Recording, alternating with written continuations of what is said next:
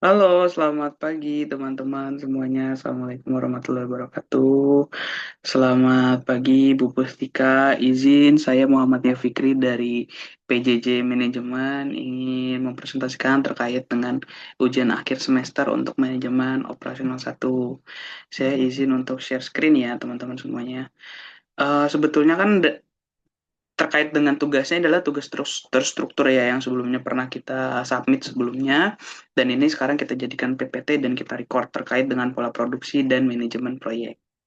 Oke, soal yang pertama yang saya ambil adalah kasus perencanaan produksi gitu ya. Tujuannya adalah menentukan pola produksi paling efisien dan meminimalkan total biaya operasional. Jadi kalau di kelasnya manajemen operasional satu kita belajar untuk terkait dengan efisiensi gitu ya, efisiensi cara yang paling efektif sebetulnya. Kalau efisien dan efektif gitu ya, efisien adalah tujuannya, efektif adalah cara untuk mencapai bagaimana terkait dengan cara terbaik untuk mencapai efisien itu sendiri. Eh, Lalu meminimalkan biaya produksi. Jadi kita juga belajar terkait dengan perhitungan jarak, biaya produksi dan lain sebagainya gitu ya. Untuk sebuah proyek pastinya kita mau biaya operasional yang minimal dan dengan hasil yang maksimal ya tentunya gitu. Nah, kalau dari soal yang diberikan sebelumnya di PDF itu komponen biaya adalah biaya simpanannya Rp250 per unit per triwulan, lalu adalah biaya subkontrak Rp600 per unit, dan biaya lembur Rp200 per unit. Lebih dari 1.000 unit ya biaya lemburnya. Lalu labor turnover adalah perubahan produksi per triwulan, dan terakhir adalah kapasitas maksimumnya 2.000 unit per triwulan. Oke, selanjutnya adalah pola produksi yang dianalisis, pola konstan produksi 1.000 minus 1.000 minus 1.000 minus 1.000, lalu pola pergelombang sesuai dengan permintaan demand ya marketnya. Jadi memang mungkin ketika di market itu ada perubahan terkait dengan permintaan yang dinamis gitu ya, itu berubah gitu ya. Dari produksi 400, 1.100, lalu 1.300 dan menjadi 900 gitu ya, tergantung dengan permintaan.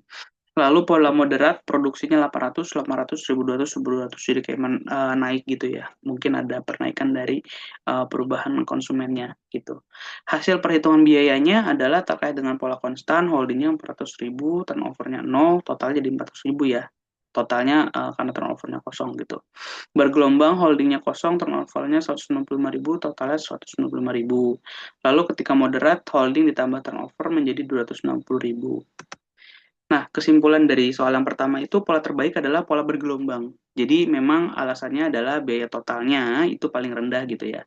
Di sini biaya totalnya paling rendah gitu, 195.000. Lalu tidak ada biaya simpanan, tidak perlu subkontrak, dan tidak perlu lembur gitu ya. Jadi biaya lemburnya tidak perlu dibayarkan karena memang tidak ada lembur gitu. Karena kita by data gitu ya, mengikuti pola konsumennya, pola bergelombang, tidak produksi tidak stagnan ataupun tidak apa namanya naik moderat gitu, ini bergelombang jadi kadang naik kadang turun gitu ya, itu yang terbaik gitu. Lalu nomor dua nih, soal nomor dua, kita lanjut ke soal nomor dua terkait dengan CPM, Critical Path Method ataupun network planningnya gitu ya. Tujuannya apa? Tujuannya adalah untuk menentukan durasi proyek, menentukan jalur kritis, dan mengidentifikasi aktivitas prioritas. Nah, jadi di sini nanti kita belajar gitu ya. Kita memang belajar untuk menentukan durasi proyek berapa lama gitu ya, menentukan jalur kritisnya, apa namanya lintasannya gitu ya sebetulnya, dan mengidentifikasi aktivitas prioritas. Nah, hasil perhitungan waktunya total waktu proyek itu 29 jam. Slack, waktu toleransi keterlambatan, aktivitas slacknya 0 sama dengan aktivitas kritis. Nah, ini rutenya adalah A, C, D, F, G. Artinya, jika salah satu proyek aktivitas terlambat, maka seluruh proyek ikut terlambat gitu ya. Ini saling berpengaruh mereka.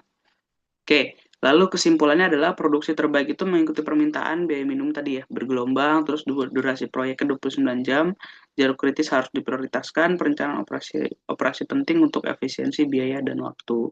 Jadi perencanaan operasi penting untuk efisiensi biaya dan waktunya itu sendiri gitu ya. Jadi biaya kita bisa minimum, waktu kita minimum, dan hasilnya menjadi maksimum. Oke, segitu aja dari saya. Terima kasih teman-teman semuanya. Terima kasih Bu Gustika. Selamat pagi. Wassalamualaikum.